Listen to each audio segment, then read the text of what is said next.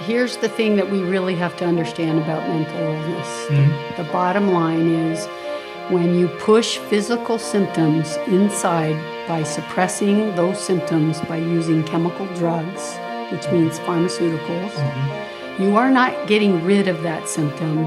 You are pushing that symptom deeper into the body. The body is a natural living being with an energy system. We're going to call it the vital force. Okay. And when we push a symptom inside, if our vital force is healthy, it's going to say, hey, don't come in here. I've got my heart and the liver and my lungs, and these are way more important than that eczema you have on your skin. Why are you pushing this inside of here? It's more dangerous in here.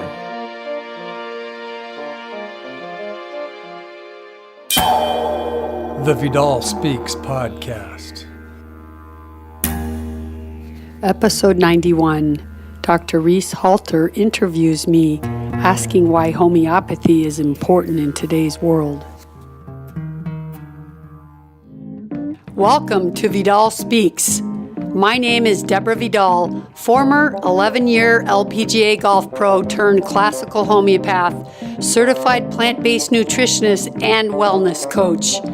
Each week here on Vidal Speaks, we bring you knowledge, inspiration, or natural remedies to help you take charge of your health and feel your best.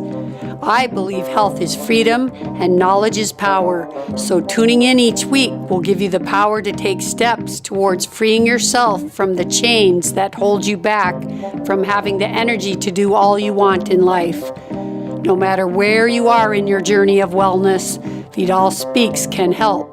I promise. Hey Vidal Speakers. It's Vidal Speaks Wednesday, and I'm so happy about that because I'm happy to have you guys around my table so we can talk some homeopathy today. It's been a rough week for me, with the shooting in Las Vegas, which is my hometown where I grew up in. It's just so devastating, and I just feel so sad about it. And then with the hurricanes, and especially the one in Puerto Rico, because my dad's family's from Puerto Rico, and we still have relatives there that we have not heard from. People there in such distress, it just breaks my heart.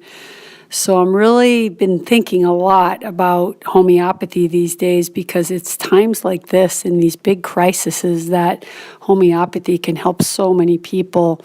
And I asked Dr. Reese, my friend, if he wouldn't mind doing this show with me because I think it's a little better to have someone kind of interview you rather than me just talk to you about homeopathy because his mind isn't coming from the practitioner of homeopathy like mine is. So I think he would ask better questions that maybe are the questions that you guys have in your head for me.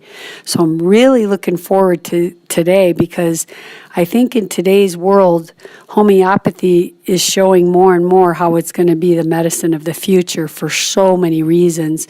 And we're going to go over all of that with Dr. Reese today. So I really look forward to sharing that with you guys. Okay, so sit back and relax and enjoy this conversation and just feel like you're sitting around the table with us. And I hope we answer a lot of questions and that I can teach you a little bit about homeopathy and get you motivated to go out and buy your kit and to start learning it so that you can help yourself and have a great emergency kit in your wellness box. Okay, here we go.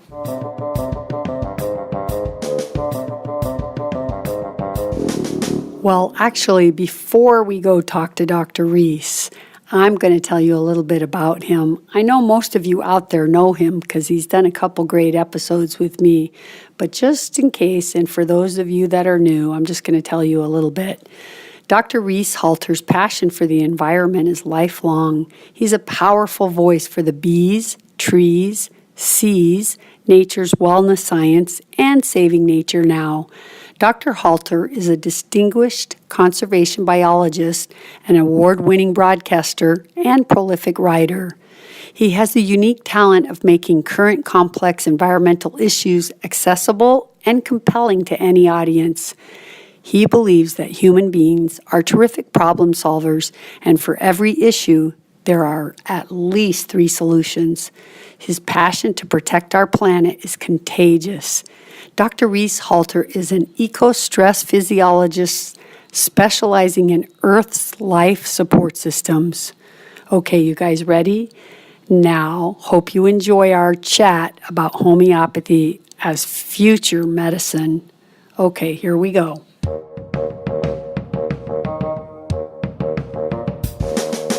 Hey, Dr. Reese Halter, thanks a lot for joining me today. You know, it's always better to have a discussion with two than just me, so thank you and my welcome pleasure. back. Thank you very much. Deb, I was going to start things off with just a basic big question. Why is homeopathy not more mainstream? What's holding it back in America and elsewhere? Wow, that's a big answer. I have kind of a lot of compartments to that answer.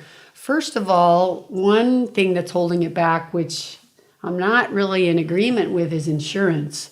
Because anytime you get any methodology or anything, even like acupuncture or chiropractor, once they become funded by insurance companies, they're also controlled by insurance companies. Right. So as a practicing homeopath, it's not what I want. Although for the people, I would like it to be affordable for them, and then we should be able to be reimbursed for treatments. So I see the positive side of getting insurance companies to cover homeopathy, but you know what's happened to medicine ever since insurance companies put their big fat hands in the pot. Yeah. That will happen with homeopathy. So I don't know what the proper answer is there, but I think that's a big reason why, because although homeopaths work really hard and they may charge, you know, here in LA, it's somewhere between probably $350 and $650 to go see your first appointment, but they spend 3 hours with you. Very reasonable. Your doctor he's charging 5 minutes. For 5 minutes, he's charging $500. So 5 minutes for a quick fix that actually digs a person deeper. Yeah, and the other thing is that when the patient leaves, I have hours of work before I even usually come up with the remedy or to like do some differentials to make sure I feel good about the remedy that I thought about when they were here. Cool. So it's a lot of work. So that's one. And I think another reason why it's not mainstream is that it's not yet accepted in the medical world, and too many people put all their trust and faith in medicine. And if their doctor doesn't say that it's valid, then they don't think it's valid. Hopefully we're going to get past that one soon. That can no longer be an excuse for very long, right? Yeah. Do you think that many people even know what homeopathy is? Okay, well, that's definitely growing in really fast. Why? Well, it's growing because when I started homeopathy more than 20 years ago, and I would be on a plane and people say, "What do you do?" And I would tell them I'm a homeopath. And the first question was always, guess what? What's that? Oh, homeopathy? Well, there was the rest of the flight's conversation because Excellent. People get intrigued. Right. Right? And so I've learned to give a 2-minute description of homeopathy and a 2-hour description of homeopathy.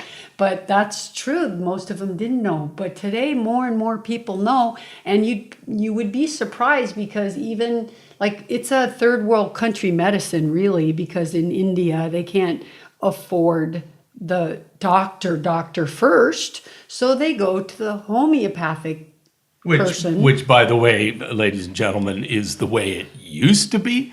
When you got sick, you went to the shaman who was in the forest, and they knew the herbs, and they let Mother Nature's powerful medicine chest heal a human being. And then we got into the pill popping thing, which people don't realize. Apart from everything else, one of my biggest bear bugs is millions, tens and tens of millions of animals are tortured in labs so we can get these pill-popping panacea. Just take a purple pill and it all will be good. Balls. And sadly, what's true about that, these poor tortured animals for these drugs, often the animals die or produce brain tumors, and then that's all covered up anyway, and they put the drug on the market anyway. It's just, right? It's wrong. And how do you see homeopathy today as a remedy for all of the illnesses, whether it's superbugs or the terrible mental illnesses causing psychopaths to rain bullets down on people at concerts. What up? Okay, so I definitely want to go there, but I want to say one more thing about the last question about the mainstream, because it's on my mind. Okay.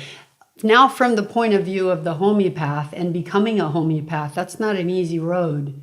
So that's another reason why it's not mainstream, because most people that discover it or that got cured by it, and we're not supposed to use the word cure, but I am, because I'm not seeing patients right now, so I feel like I can say it. But once their symptoms disappear forever and for good, then these people say, wow, this is so powerful. I want to become a homeopath and I want to help other people or animals. And so they go investigate on how they can become a homeopath. And not so easy. Not so easy. First but of all, it shouldn't be, because it's a very serious, long-term, lifelong, really, a profession that delves very deeply into an encyclopedic range of remedies. I've seen just the tip of the tip from you, Deborah, and I can happily say and proudly that the few ailments that Dr. Reese has occasionally been faced with, my friend and my practitioner, Deborah, has prescribed some very potent medicines, even and including occasionally helping me sleep. Right. And so that's why I wanted you to do this, because I may want to talk about homeopathy, but I sometimes don't know what questions the average person who knows a little about homeopathy or a medium amount about homeopathy. I know what the students are going to ask me who have studied. I know what the conversation between the practitioners are going to be like, but I want to make sure everyone out there that maybe has no knowledge, little knowledge, medium knowledge, that we can answer their questions today. And so I'm using your mind to represent the group of these people so you can ask me these things. But from a practitioner point of view, you go to these schools, which are a handful, and there might only be 15 people in the class, which is not even enough for the schools to make money. And then and it's very expensive, but you're only going like 1 weekend a month for 10 months for a few years. So the amount of education that you get is really just the basics, because as you just said, it is a lifelong study. And it's heavy lifting, because it is. In this case, which is life actually, ladies and gentlemen, the practitioner is responsible for schooling themselves, right? They get the basic overarching principles, and then, ladies and gentlemen, they get a couple of large tomes, and you have to sit quietly, and your brain has to absorb this information and assimilate, as Deborah mentioned earlier. When a patient comes, there's a lot of downloading back and forth so that the practitioner can understand who the person is, what their ailment is, what their lifestyle is, and a variety of other questions, including, and I'm going to digress just slightly, but including whether you are a flesh eater or not. And I'm not going to pull any punches here, because here's the thing. Today in our world, if you eat flesh, or if you eat milk or cheese or anything, you are on a slippery slope to ailments upon ailments upon ailments. For sure. You can go from cardiovascular to cancer to anything else in between. So step one is addressing what you eat, because it's what your body and your intestines absorb, and it's over long periods of time. Right. And see, that's my belief, is that homeopathic practitioners, because they're going to homeopathic schools that are responsible to teach the basics of homeopathy. So there's two problems there. You come out and you don't know enough, and they think they should. Welcome to the real world. Right, but but a lot of people are maybe even misled. I don't know, but I think it's more just what they think. Look, I could go to nursing school, and when I come out, I can go get a job and I can practice. But with Right. homeopathy, you start that, you come out and you realize you're all alone. You're not working under a master homeopath. You're working alone. You figure out how hard it is. It's hard to get patients because it isn't mainstream. Then you get patients. You feel the stress of not being able to get them better. Right. You have no mentors. Right. You have no people. Well, above yeah, you. it It's a very entails lone- reaching out. What it is, it's like the center of a wheel, and it's up to each practitioner to develop the hundreds or many more than 100 spokes. But I was going to, this is just my own take. So I think I work for nature. So the first thing that I make sure as a worker, I practice what I preach. There's no way, ladies and gentlemen, I could look into a camera or a microphone and say, animals are my bestest best friends, and then turn around and go and have a corned beef sandwich, right? So I'm just saying that for anybody, any person in the medical profession that is eating flesh, that's how do they tell or recommend to their patients? Well, it's only because that they don't either believe. I mean, the medical experts, doctors, don't have any nutritional training. They honestly don't want to believe. They don't want to open their eyes, because if they open their eyes and have to tell their patients that eating the saturated fat animal-filled diet, the dead flesh of animals, including dairy and cheese and all these things, if they have to tell their patients that's what's making them sick, then they would have to stop it themselves. Or Well, they look that's bad. what the Hippocratic Oath. I mean, you talk about hypocrisy, actually, but I guess where I was going with that is that if you're considering going into homeopathy, which would be a wonderful pursuit if that's your passion, check your diet. Check what you're eating. Well, And- not even that. Learn about diet and, Yeah, and well, it's- sign up for Colin Campbell's plant-based nutrition course. It's affordable. How Not to Die. Michael Greger's Read that book. But It's even a- just to get the certification, because then you feel like you can coach other people and you Right. learn. I did that course. It's a fantastic course. Yeah. It's laid out. It's from Cornell University.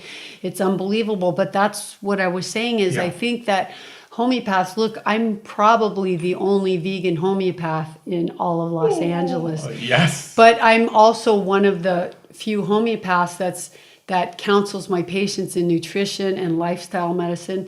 And I don't see how it could be any other way. I don't either. Right? But look, medicine have specialists. Naturopaths are kind of their naturopaths' role are to do preventative medicine. So they're kind of looking at the whole picture. But chiropractors are looking at the spine. Homeopaths are looking for the person's remedy based on all of their symptoms, right? And their family history and their personality. But look, if you're filling your body up with pizza and coffee and animal flesh every day, and you Sodas. give and Sodas. sodas and chemicals and processed foods and dairy, and you give a remedy and the person gets better, I don't feel good about them still not getting cancer, because what they're putting in is more than I can do. And the hard facts are, listeners, 50% of adults, 51 in 2 of our listeners faces cancer. And we know that. This isn't conjecture. We know that. So going to a plant-based diet is a very important step to putting yourself in the cancer realm, or the heart disease realm, or the diabetes realm. And on top of all that, the air in all cities is toxic, it's poisonous. The water, the tap water around the world, on average, has got 83% of all tap water samples from 5 continents have microplastics in the water. The microplastics are perfect sponges for all the poisons in the waterways, from PCBs to DDTs to insecticides to flame retardant to plastic softeners, biphenyls and And phthalates. it's left us with one choice: distilled water. That's Right. it. and to a plant-based diet. So those are, I was just going there because it makes it very difficult for a practitioner to talk of a whole world, a whole self, a whole world, if they are not practicing it. And the way we do it, which is very interesting, this is not an all or nothing. In other words, start it, and if you've got a favorite meal, have it once a month and then step that down. So it's not like we're saying you've got to overnight transform. But you see, Reese, that's what I would do with my patients. I mean, most of them would call and I would speak with them on the phone first and try to get a feel, because I didn't take every patient that called me. It had to feel like a good fit, right? Sometimes you don't get the right feeling, like there might be another homeopath that would be a better fit. But most patients that I would speak to, I would tell them, I like to look at the whole picture too, your lifestyle, how you're eating, and stress. Sometimes I would recommend blood work or sleep and all those alcohol questions. Consumption. But all of those questions a regular homeopath would ask because we need to know who they are, right? But in addition, I wanted to know their diet, their supplements, what their lab work looked like. I want to look at the whole picture, right? Yeah, and switching on that compassionate gene, ladies and gentlemen. That's something that you can't bring up right away, because many people really come and they just say, look, and you know this, they'll say, look, that's not my thing. I will only do it because I only became plant-based because I had this autoimmune disease and it helped my autoimmune disease. But as you know, and I've said it on the show, the listeners know, people start there and eventually they become so interested in also the welfare of the planet by being plant-based. And animals. Animals that they're harming. Hey, did you know that in New Zealand, it's the first country that just passed a law that animals are now considered, we know they are sentient beings, right? That they can feel pain. And now the it's river on their and law the books. forest have personhood. And they have that actually in the Constitution, the personhoodness in Ecuador. What's that? Well, that they have the rights of a person. So the water, the rivers, or the forest can't be violated, raped, actually, as they are today. Right. And that's definitely a step in the right direction. But let's get back to homeopathy in general. How do you see it moving forward in the 21st century, battling superbugs, for instance? I think, it is going to be the medicine of the future. And the first thing, like you said, is superbugs, because if you look at the rate of tuberculosis, it's coming back. And our antibiotics aren't working. They're not working. We've given so many prescriptions of the super duper big daddy antibiotic. The MRSAs too, in the hospital, right? The MRSA, and it's this quinolone family, and now there's even antibiotics, as Dr. B said, the gastro guy, that are even stronger than that. But it used to be the Cipro. They were like the super daddy antibiotics, but now they're not doing the job. And really, even the medical profession is very worried about this because they don't know what to do. We're at our wits' end with discovering a stronger antibiotic, which isn't the answer anyway, because you're wiping out your entire gut and all your good bacteria. Probiotics. Yeah, and fermented foods, as we talked about, and prebiotics, eating the right diet, beans and grains and foods that have prebiotics, and taking fiber. That's really, as Dr. B said, we get asked every day, where do you get your protein? We should be saying, where do you get your fiber? Where do you get your fiber? Because we're in a fiber epidemic. Broccoli, but people don't get enough fiber. And the oats and the beans and the nuts. But anyway, these infections are getting nasty and bad. And if you go back in history before the discovery of antibiotics, like in the 1917, I think it was, the flu, where millions of people died. The homeopaths only lost 3 patients because it took them 3 patients to figure out what remedy they needed for that epidemic. Wow. And usually they call it the genus epidemic, epidemicus, I think. And it's like they come up with, based on the population symptoms, they come up with the kind of 3 remedies that fit most of the population. So then they can start giving them to people As opposed to taking a flu shot, which Right. has got mercury and Well, everything else. that's what, that's what that flu that Madness. killed everyone. It's because, actually, it was because of the discovery of aspirin.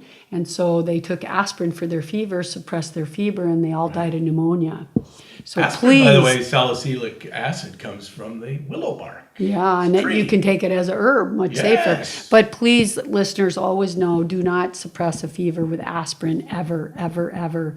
Your fever is trying to kill that bug. Please let it work. If you feel really scared about it and it's getting really high, you can put cool cloths, lay in a cool bath, put ice on your head. If you're still really worried about it, learn the basics of homeopathy and heal that fever with nature, and it'll work in a natural way. But what other superbugs do we have? MRSA, look how many people. My dad's girl in his office died of MRSA. I mean, it's crazy. We're losing people to these superbugs. So homeopathy has many ways of treating these. And we need to get practitioners like more accessible, because look, most of these people that are dying of MRSA are in the hospital, and we're not even allowed by law to give a remedy in the hospital, right? Yeah. So it's like we have a big gap here of how it's going to work and how it's going to get mainstream. If the hospitals and the doctors don't believe in it, and they believe it's one thing to say something's placebo medicine, and another thing to say that something could hurt you. Now, what people don't realize is homeopathy is not herbs. And it's energy medicine, because it's not a substance. Right. And it's why doctors and scientists hate homeopathy, because they can't prove what's in it, because it's diluted so much. And if you guys are interested in knowing more exactly how it works, and I'm happy to answer any questions that you have, but I did a whole show, I think it was episode number 5, and you can really learn the details of it.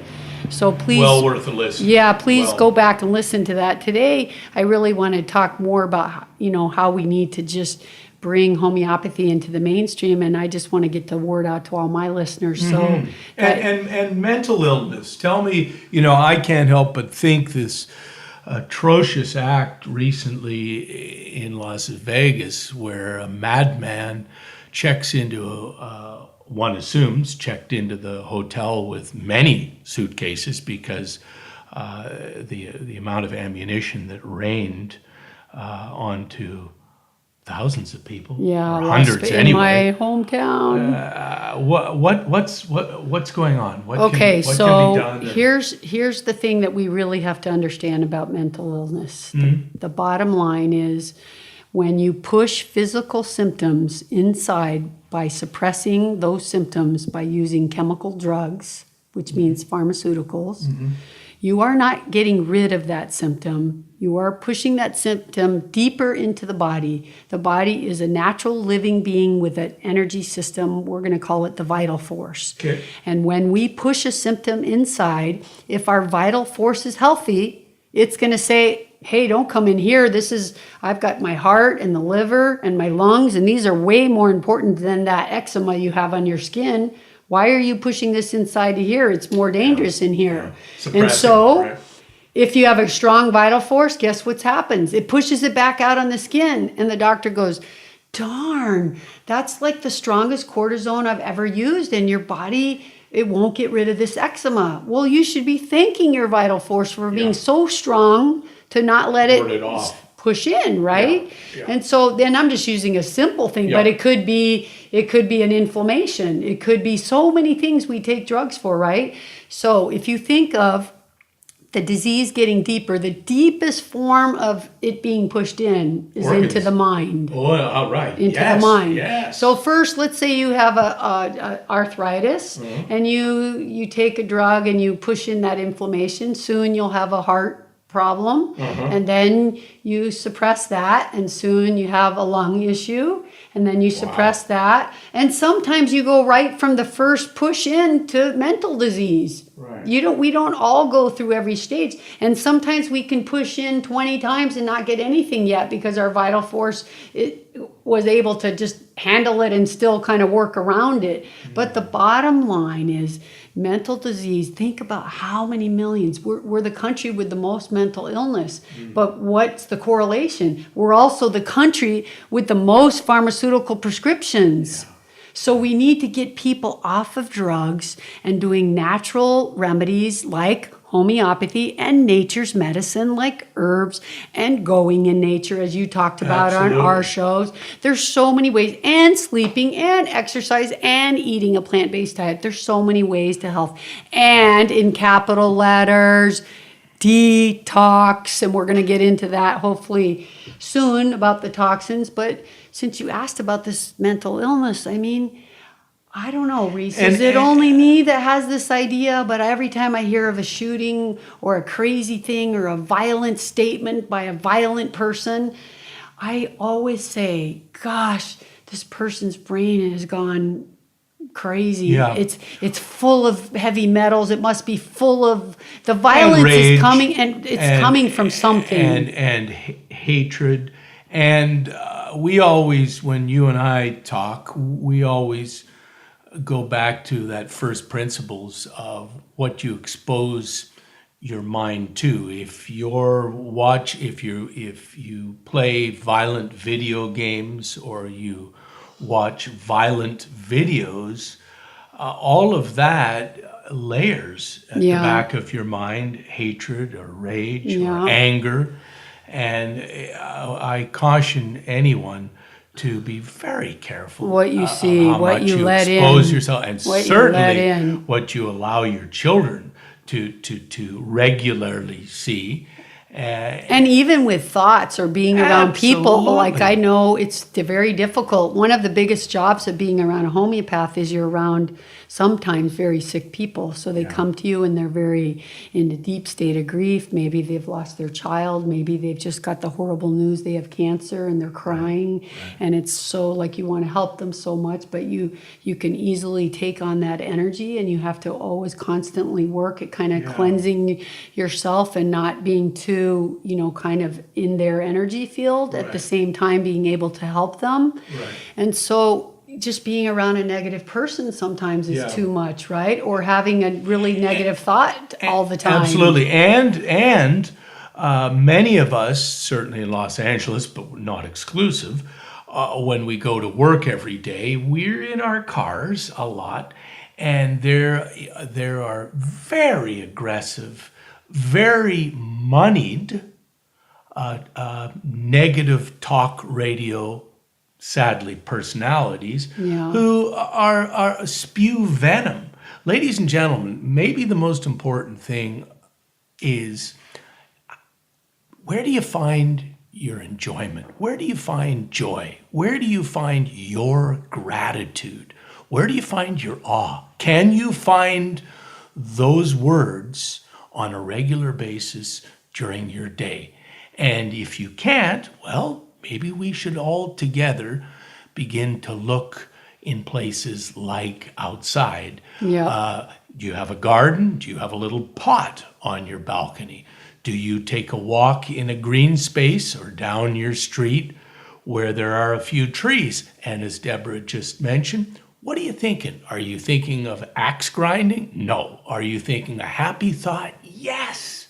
Yeah. We need to cling to our happy zone, and we need to go there, and we need appreciation. When you look at a tree, think happy thoughts. And when you see a butterfly. We've lost so much of that. It's simple. It's free. Yeah, and these beautiful things, like a butterfly goes by us and people don't even notice. Or a little squirrel. Hey, yesterday when I was teaching golf, so I noticed this bee was on this guy's bag, and I was like obsessed because I had a feeling if he saw it, guess what was going to happen? SWAT! So I was trying to watch his swing out of the corner of my eye. At the same time, I'm thinking, how can I save this bee? Yes. So I go get his club, and I kind of like stick the head of the club down there because I had some dirt on it, and the bee like crawled onto the thing, and then I kind of flung him 3-4 feet away from me, and I'm like, yes. Right on. And I always tell the bees, go over to Hollywood where I have organic flowers and organic food. Yeah. Don't be here in this pesticide-laden golf course. But well, the bee, interestingly, the bees and people, as we've talked so many times on the show, are so similar. What we do know, speaking of nutrition, when the bees go and they're surrounded by these man-made terrible, deadly toxins, pollutions, it corrupts, it pollutes their intestines and their gut. And these sick bees, much like if you just eat at fast foods, our gut microbes completely change. And the man-made poisons are doing the same thing as a fast food, only much quicker to the bees. And ladies and gentlemen, sad. And that what we do to the environment. bees and what we do to the golf courses or Yeah. the parks or the public lawns, we do to ourselves. We all breathe air, we all drink water, Yeah. and we all we all eat plants, some plants anyway.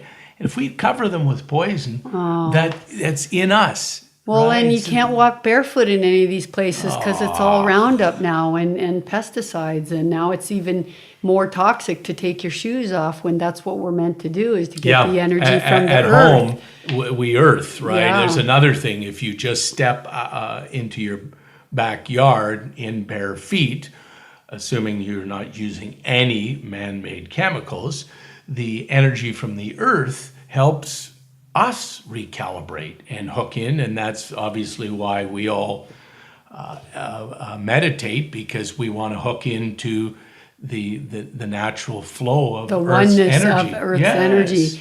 But since you were saying that about the gratitude, I think that's something that we really need to work on. I think every day people should write down. I always believe in a gratitude box. I always have wanted to do it and then never have done it. But I feel like I constantly try to be aware of how much goodness I have in my life and to be grateful for it. But I think if you can make a little gratitude box and every day just write one thing, what you have gratitude for, what you're grateful for, and drop it in the box. And on New Year's Eve, open the lid and read idea. every one of them. And then look how many you're going to be reading about all the things you're grateful for in And life. it drops your mind into that compassionate zone and Exactly. and a zone where you can embrace your joy, whatever it it is. is. Just to go into that state elevates our dopamine level, and it lowers our cortisol, our stress. And when the cortisol drops, our blood pressure drops. And that's why you may or may not have seen me, but I'm often hugging trees, because if you hug a tree, surprisingly or not, your blood pressure goes down. So whoever said tree huggers were not good, they sure have missed the plot on that that's one. true. Yeah, And even if you're a plant-based eater and with low blood pressure living in a big city like LA, you need to lower your blood pressure you like do. 20 times a day. Yeah, you do. Because there's so much violence out there in traffic and driving, as you were saying. Yeah. And I thought it's interesting because you brought up the bees that we should be grateful for, and the butterflies and all the beautiful flowers and the beautiful weather or a cool cloud pattern or whatever. But what I want to tell you is, we have a remedy in homeopathy that's the bee remedy, and it's called apis, and we use this remedy. It's obviously, if you got a bee sting, it's not the only remedy. There's another remedy called ledum. It comes from a plant, and ledum is an amazing remedy. I've used it so many times. It's actually the remedy that I saved my sister's cat, who was bit twice by a rattlesnake in the shoulder, and she had just lost a cat to a rattlesnake bite like 3 weeks before, because she lived in Utah in the desert. Yeah. And the vet said, well, you know what happens. Say goodbye. He'll be dead in 2 hours. She called me crying, and I had her put the pellet in water and then put a dropper in his mouth while he was laying. His shoulder was already necrosed, which means the skin was completely black. Yeah. The hair had fallen off. He was basically in a coma, and it was oozing pus. And literally, Reese, in 5 minutes, the cat opened its eyes. She just kept putting drops on its thing. Within 20 minutes, it got off the chair. She documented somewhere. I always want to find those pictures. But ledum is a very good remedy for a puncture wound. Right. And apis is kind of similar, but it's not just a puncture wound. Apis, which is the bee remedy, Yeah. it's a very inflammation remedy. So if Right. someone has like a really bad sore throat, almost like a strep throat where it's really red. So you want to think of something like red and hot and burning, because think of a bee sting. That's what it feels like. Swollen, hot, burning. So remember, homeopathy is like treats like. So if I have a big, red, hot inflammation, then I want to use a remedy that when it was given to healthy people, that's what they felt. That's why how we know what remedies are used for.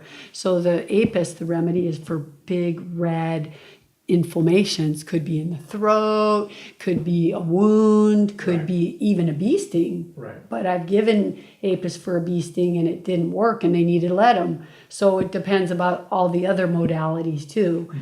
So that's the great thing, homeopathy, as you said, has 10,000 remedies more now. I'm sure more and more are being proven every day, but thousands and thousands of remedies. And homeopaths work. They need to come back like 10 lifetimes just to learn it all. Yeah. Because as you said, we have remedies from the periodic table, from the animal kingdom, from the plant family. We have remedies made from disease tissues. We have remedies made from cancer tumors. We have remedies made from bacterias and viruses. It's so many. It's hard to even keep up with it all. Do you think that homeopathy will make an entrance into primary or secondary schooling in terms of younger people, the next gen, being aware? Well, I think in order to do that, Yep. I think what we need to do first is we need to get moms to use it on kids.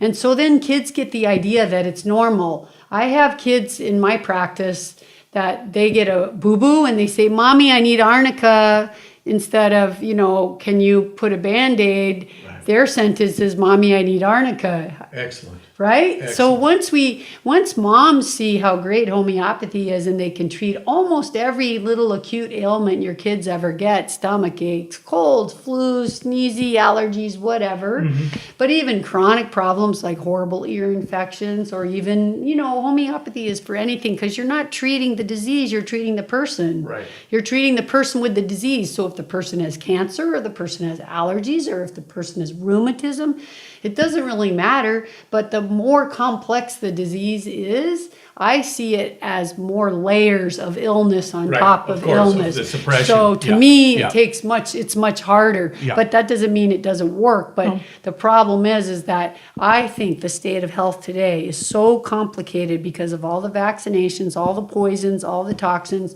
all the suppression. It goes on and on. The horrible diet.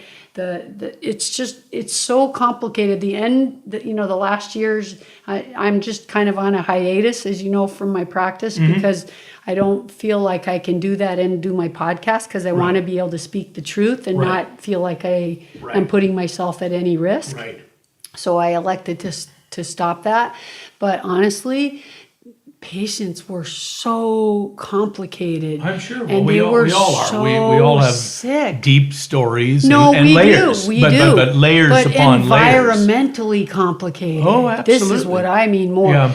Every one of us are unique beings. And True. even back when it was more simple, or even in third world countries where they don't vaccinate and do all these things. Right. We're our individual, and we have complicated minds, and we have very individual natures. But that doesn't make homeopathy hard. No. It really doesn't, because you're just wanting to listen to the person and discover who they are.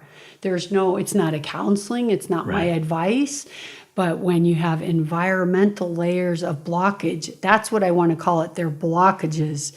You cannot heal. So I want you to think of it like an onion. And the core in the middle of the onion is our constitution. Okay. So we're born as a constitution. Now, these days, we might already be born with layers, because our moms, as we know, are filled with mercury and they are filled with toxins. So these poor kids, Lloyd used to say to me all the time, why do so many kids have cancer at the age of 1, or born with cancer, or before age 5? Autism. Right? Autism, all these things. Asthma. Well, part of this is because their moms are so toxic and they're being born into the world. Yeah. So see, there's levels of health. My teacher has this whole thing that I studied, levels of health. And when you are at level 1, your constitution is basically still showing. So these are the people who they get a flu or a cold and you give them a remedy, they get better, Boom. they get better. But Boom. then you have, when someone's suppressed at, now they're at level 4, which is one of the Eating lowest flesh ones, and right? stress And now they're full of toxins pharmaceuticals, and they're recreational suppressing, drugs. symptoms, and now they're pushed in all their disease. So see, now you got to start removing the outer layer. And harder than that, you got to determine what's blocking them. Right. Like, Not so that's easy. why you have to go, well, how many vaccinations have you had in your lifetime and what year were they and when? Oh my gosh, people are like, I have no idea. I've probably had 50. Look at kids today. I think by their 5, they had 200 or something. It's like you can't even keep track of this stuff anymore. And that's just vaccinations. We're not even talking about poisons or diet or anything yet, or all the chemicals in our food.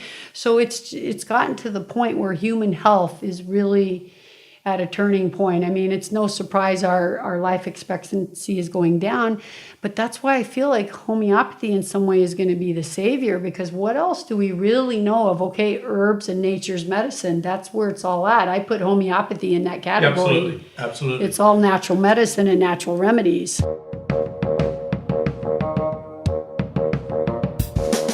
Time to take a little break and get a drink. And if you guys have not been using that Amazon banner, or if you're new to the show, I'd like to ask you to go to the vidalspeaks.com website, click on that banner, and bookmark that so that you put it right there on your bookmarks bar. And that way you just make it easy. And every time you shop at Amazon, they kick us a little commission, and that sure helps. So I appreciate every one of you guys that are using it, and I ask any of you that have not been using it to consider it. Also, you guys, remember, drink distilled water, because it's the only water without any nanomolecules of plastic. Filtered water isn't good enough these days. So if you're interested in getting a distiller, please go to my website, and under the shop page tab, you will see the distiller that I use. It's from My Pure Water, and it's fantastic. It's a countertop model. So if you're interested in, please look at it there and tell them you heard about it on vidalspeaks.com. All right, I won't keep you any longer, but my last request is to just share this show with your friends. Okay, guys? I love you. Okay, back to the show now.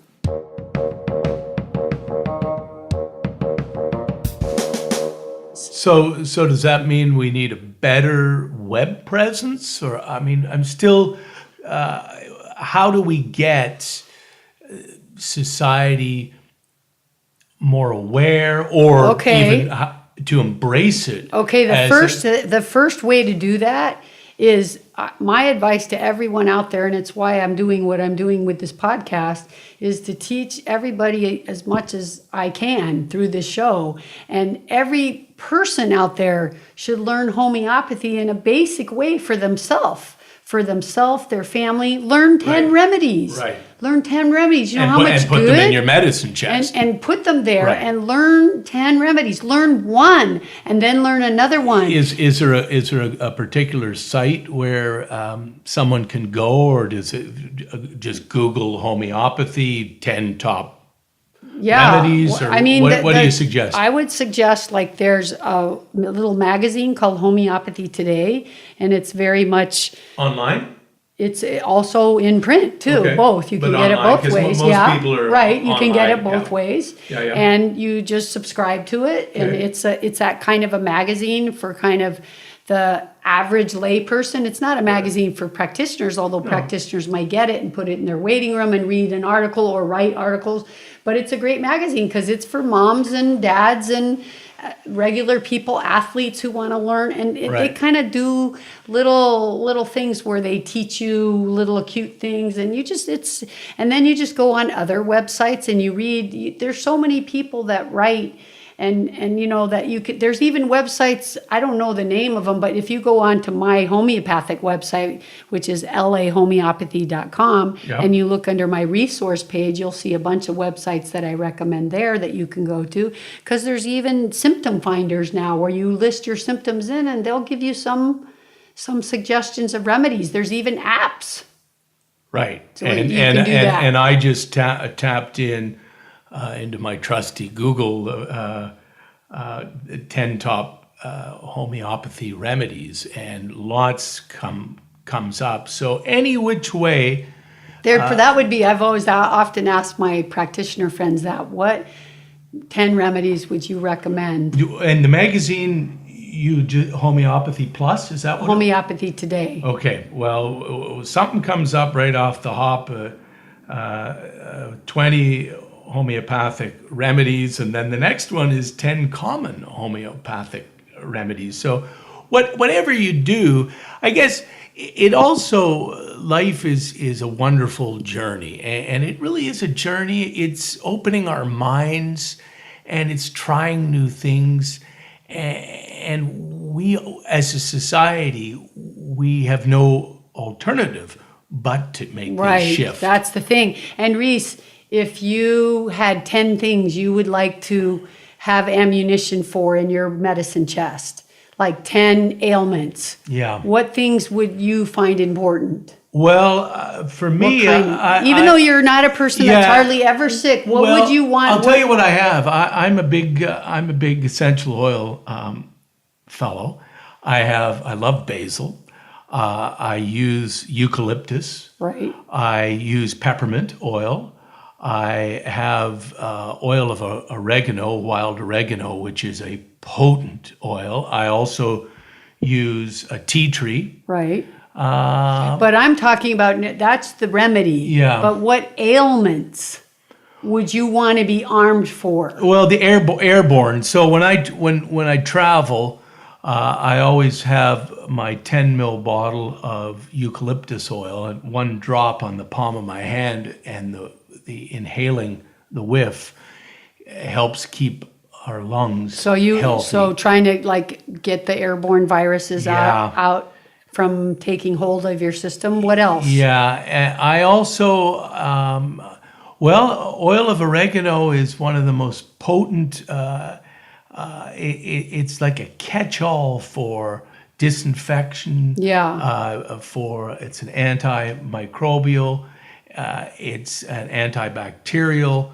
It's phenomenal if you get a cold, and it's an anti-mucus. There's a fancy word for that, but I'm not going to throw it into the sphere. It helps break down mucus. I know I love our planet so much, and I love my cetaceans, the whales and dolphins and porpoises. And every September, true story, every September, the nation of Japan begins slaughtering about 20,000 dolphins. And believe this or not, and whether you do or not, that's your business. But every night on my right and left shoulder, I can feel the brethren, the dolphins, in there in strife. And to not itch, I put 1 or 2 drops of peppermint oil because it numbs the skin. So peppermint oil is hugely but you're up such there. A sensitive being, I know. Yeah, well, they're my friends, and it's why you're doing what you're doing. Yeah. So, but I think now I can say. What do you use? What would be in yours? Well, I would say in mine, Yeah. and probably what I would recommend. I don't have kids, but I don't think that matters, Right. Because we all can get the all same one, things, yeah. right? So I definitely think injury, because I'm kind of the injury queen. Not so much like I don't feel like I'm an accident waiting to happen, but I've been through a lot, life trauma injuries, and so I need to be always prepared for that. So, and I think everyone should, because look, if you had a horrible car accident or you cut your finger so badly that you're losing blood so fast. I mean, do you need to get in your car and have to go buy a remedy? You're not going to have time to do that. No. So these kind of remedies are really emergency kit remedies that you need to have, because you're not going to have time to do it. So I'm always thinking of blood loss, which Arnica's a great one, but it's not the only one. Yep. There's other ones like that. Yep. I would, some kind of bite, like a bad spider bite or a snake bite, which Leadum would be a great one to have in there. some kind of pain remedy, like if your back goes out or your neck, you wake up and your neck's Got a kinked, headache, right? yeah. Right, and your neck's all I use twisted. basil for that, by the way. Yeah, well, like when my neck's all kinked, I don't get that so much because my spine's so much better now, but I used to get that in medical world we call torticollis, which means your neck is twisted.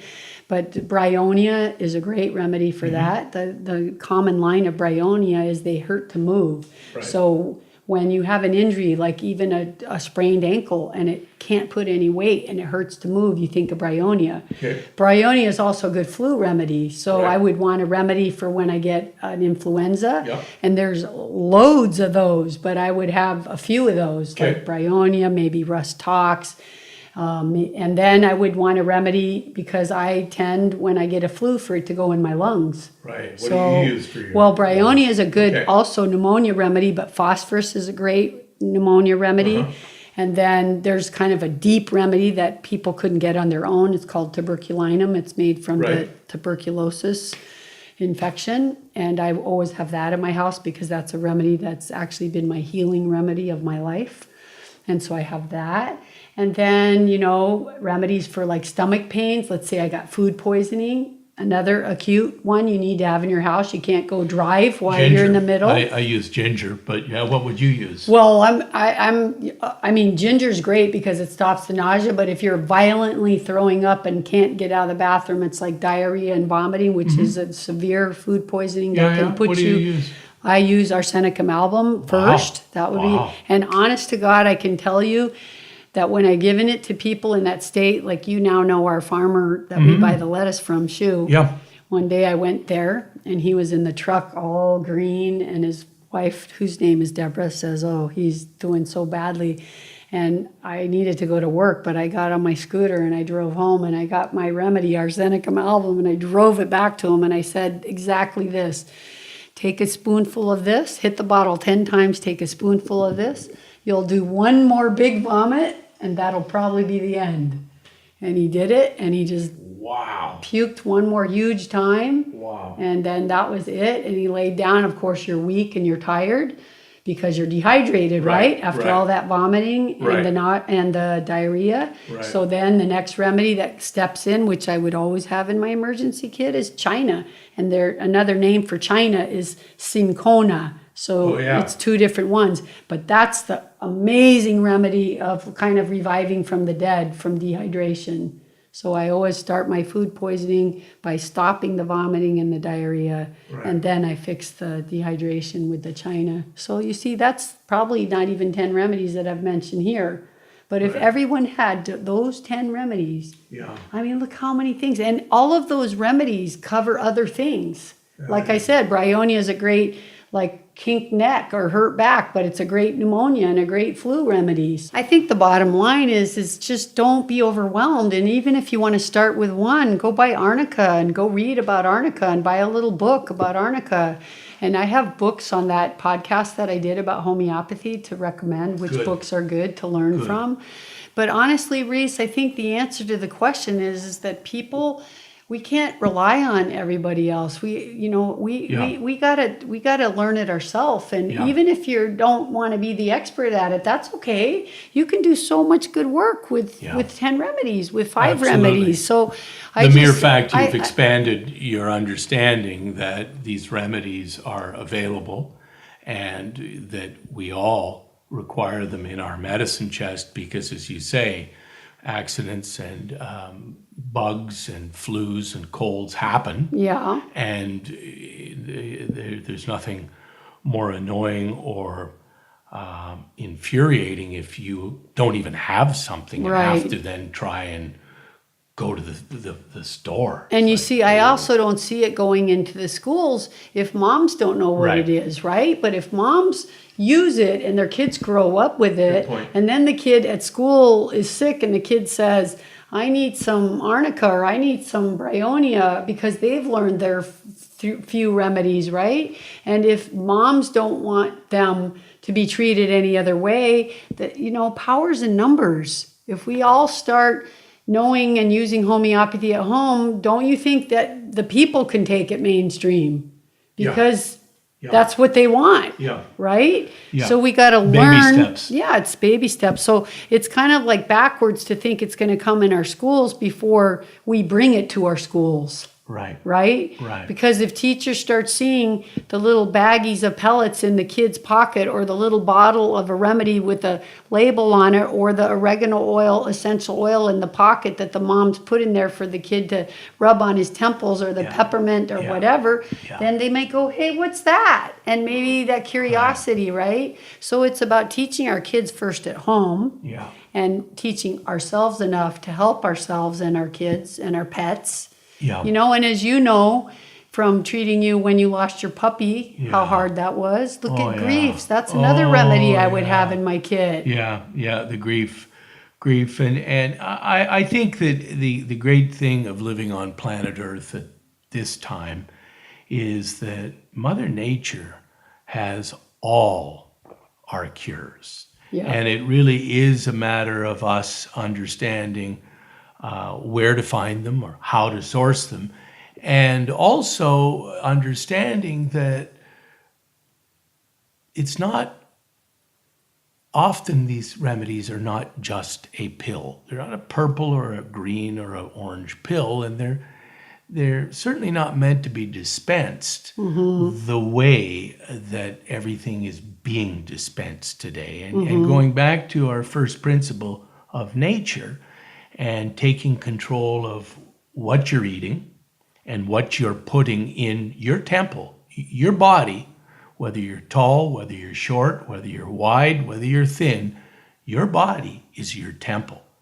And taking care of our temples is definitely step one. And I can tell you from being a practitioner who's treated a lot of sick people, it's a lot easier to try to prevent a disease than treat a complicated disease. Being proactive. So do everything you can. Yeah. And honestly, I say this all the time, as you guys know out there, that you need to actively do something to detox. You cannot think that we can make it by our organs no longer can provide enough detoxification for what we're putting in the earth and the consuming biosphere daily. is loaded. It's just we can't. I mean, it just in our city alone, just breathing the air where we live is the equivalent of smoking 2 cigarettes every day. That's just breathing the air. The tap water is another issue, and then what kind of chemicals are put on our food is an unknown. That alone, when you think about it, should be enough to empower us to begin to have at least 1 or 2 food-bearing trees, and we know where that food came from. A raised bed or 2, we know where our tomatoes and our peppers came from, or our lettuce. Right. Because it's all of the little drops of poison that are accumulated from all of the different ends, from the food, from the air, from the water, and it seeps into us. And Deborah's 110% correct. We have to be proactive, and I see it, and I don't think many would disagree, that the most important thing when you wake up in the morning falls, well, if your feet can touch the ground, that's gratitude. And we have to actively take care of our health by what we eat. That's the easiest first step, because you're eating 3 times a day, most people, but whatever, you're eating a lot of meals in your lifetime. Low fat, whole food, plant-based diets. Organic as much as possible. Organic as much as possible. And by the way, that's the single biggest thing that each of us, 7.5 billion procreating humans, can do right this very second to fight the climate in crisis, is to switch to a plant-based diet, because animal agriculture directly and indirectly contributes over 50% of the climate-altering greenhouse gases. And that's a disaster. Where we're going is an epic disaster. We've just come off in America 3 horrendous hurricanes. Let me remind you that Harvey dumped 33 trillion gallons of water onto 4 states. It's the biggest rainfall in continental United States ever. Hurricane Irma, Category 5, had the strongest, longest winds, 185 mile an hour plus for 37 consecutive hours. We've never seen that. And of course, what we've seen with Maria and Puerto Rico devastated, Barbuda uninhabited for the first time in 300 years. And this is the wake-up call, because it's going to happen more frequently and with more intensity, and we have to change this game up. It's like pretending things aren't happening, not on. Yeah, I'm ready today after the news of the Vegas shooting, because that's my hometown, and now Puerto Rico. My family, we still haven't heard from them. It's 2 weeks. We can't get a hold of them. I have still family members living there. I feel like it's like one grief and now this other grief of the shooting, although thank God my family's safe in Las Vegas, but it's just so heartbreaking. It's so heartbreaking. And mental illness and just to and physical see, like in illness. Puerto Rico, there's so many people in dire straits of just needing a glass of water or a piece of food, and it just breaks my heart. I'm too sensitive, Reese, to live in this lifetime, but I'm here. And we're seeing these trees that are uprooted and stripped of leaves and rooftops peeled off like it was a tin of olives. We have to get smart, and we know, and part of it actually, I truthfully believe, goes back to what we all want. And if you ask most people, they'll tell you more. And it's the more thing that has looped us into an insidious treadmill that somehow our joy and our gratitude and our awe comes from possessing the latest, greatest widget. And the answer to that is balls. Yeah. It comes from loving your friends and loving animals and being at one, whether you meditate, whether you go for a walk, whether you help an animal that's hurt. It's the compassionate gene. And I'm going to even take that a step farther, because the more toxic we become, the further away we become capable of doing those things, because I look at homeopathy. Arsenic is deadly. 1 drop kills you. The remedy I told you for food poisoning is arsenic amalgam. It's made from arsenic because it's energy medicine. It's like, what do you call it? Nanomolecule, diluted. As you know, nature's strongest medicines are often poisons, right? So imagine if a poison creates a symptom like that. Correct. Wow. And now we're talking about how we're filled with poisons. So in some ways, our minds aren't able to function right. We're not able to.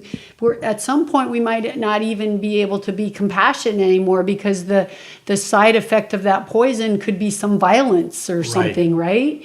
So it's really important for so many reasons, for your own health, to get back our nature, this compassionate nature, to get it back, and to help save the planet, which is it's our only home. It's our only home, and it starts really almost with breathing. Most people, certainly when you get stressed, we tend to use the upper third of our lungs, and that's why when we meditate, we slow down and we follow the breath. And when you follow the breath and slow down, all of a sudden, good thoughts, gratitude thoughts come to us.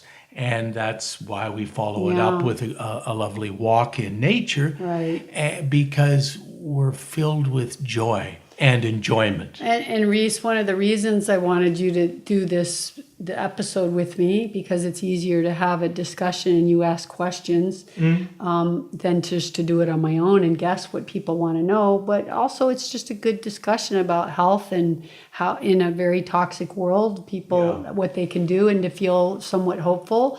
and Well, there's lots. I mean, yeah, the answer is that there is and that's a why lot I we want to can share do. homeopathy. Yeah. Because in these, even through all these devastating hurricanes, look at how much homeopathy could be helping all these Yeah. people in fear, living in dehydration. This is where homeopathy can shine, is in crisis like this. And it sickens me to think that we don't have a homeopath there, like where people can go and get remedies to at least help manage their grief and their shock and their crying and their loss of all their personal belongings, their house, everything. Yeah. So right now is a great time to be talking about homeopathy, Yeah. because it is the future Well, of it's a game medicine. changer. It's a game changer. And like all your things, I do essential oils. I love herbal medicine. I love all those things. Homeopathy is slightly Takes different. it to the next level. It does, because it's an energy form Yeah, of medicine, yeah. and there's no side effects. You don't have to worry about contraindications to Right. drugs and other things. So everyone out there, go learn 10 remedies, and Yeah. maybe one day, Reese, we'll teach them 10 remedies. Yeah. And some other I'd like stuff. that. Okay? Okay. All right. So thanks for doing this today. It was great. Fun. And before we go, why don't you tell them about your new book that's going to be coming out? Well, quite quickly, we're going to have 2 books, Save Nature Now and Love Nature. And I'm very excited. Maybe you'll have me back in the Yes. coming months or so, and we can delve into that. But we do live on an extraordinary planet, and there are extraordinary people. I mean, gratitude, as I mentioned just a moment ago, can extend just to our friends. And I feel blessed and very fortunate to have my friend Deborah, who's very close to me, and Lloyd, her partner, are in my world. And friends and friendships are really what sustain us, Yeah. particularly in challenging times. Yeah, and in these challenging times, we need to stay positive, and there's lots Absolutely. of things to be positive out and to be grateful for. So every day you wake up, try to think of 3 things in your life that you're grateful for, and that 3 things in nature that you're grateful for that maybe you never noticed before. And write down one gratitude and put it in a box. I love that idea. Yeah. And on New Year's Eve, pull them out, and you can reminisce on, oh, look at this and look at that. Forgot about that. Yeah. Good one. All right, cool. Thanks, Reese. Thank you.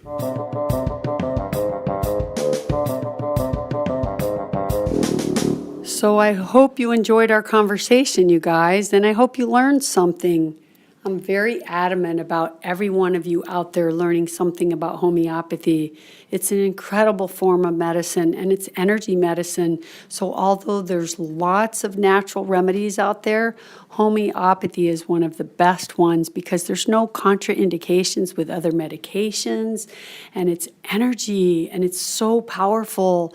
And our world is in such a time of stress right now. People are losing their houses and their lives to all these diseases, and they're in such a state of distress. So homeopathy can help so much in these times of need like this. So please, you guys, do me a favor and learn one remedy and then another, and try to learn 10, and buy a little homeopathic kit to start with anyway. And then once you get better at it, I suggest you buy a big kit, like with 100 remedies in it, and put that in your wellness box, because homeopathy, I promise you, will become the medicine of the future. There are a lot of things that could hit us, these infections we talked about, more crisis, griefs, acutes. You can deal with your pet's illnesses, your kids' illnesses, all your acutes in your home. You guys should be learning how to do this yourself. There's so many other natural remedies, but homeopathy is one so many people are afraid to learn, because it's a little bit harder. You can't just say take oregano oil for, say, an infection. You have to really kind of learn what the symptoms are and what the remedies are. But I'll tell you, every minute you spend learning it, it'll be well worth it. All right, you guys, I'm not going to keep you much longer today. You know what time it is, right? It's time to say goodbye, my podcast family. Vidal has spoken. You heal with a plant-based diet, homeopathy, and detoxing, of course. Peace. Be healthy. Be free. live life.